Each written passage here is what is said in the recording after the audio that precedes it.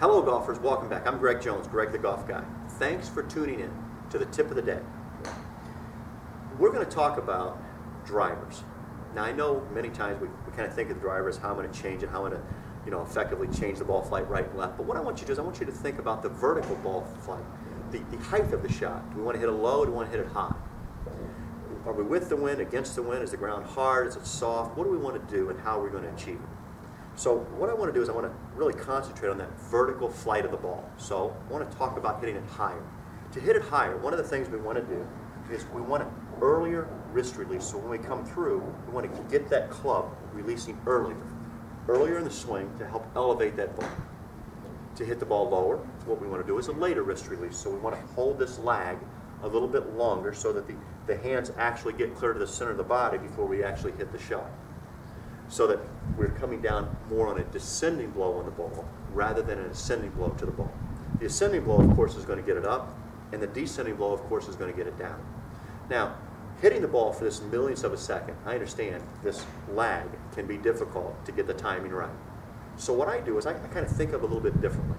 I pretend that there's a big ball floating right here, and I put my right hand up to it, and I want to hit it up into the sky.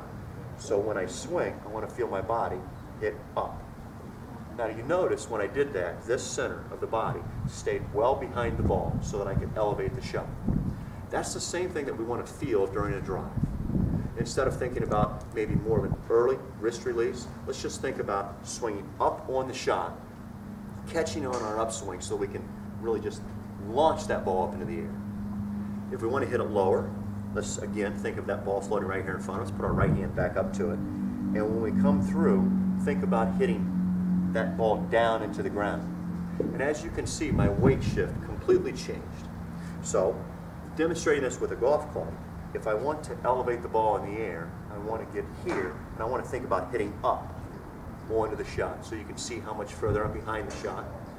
And if I want to hit that ball down, hit a lower ball flight, I'm going to actually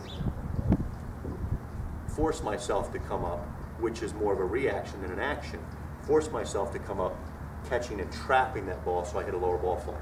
Let's take a look at that and see how it looks on camera so that you can see a little bit higher shot.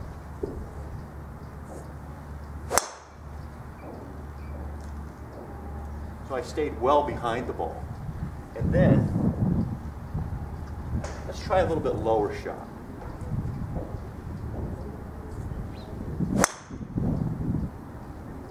And as you can see, that type of shot cheats the wind, allows the ball to hit and run. So we've got one that's going to elevate in the air, and we've got one that's going to hit and run.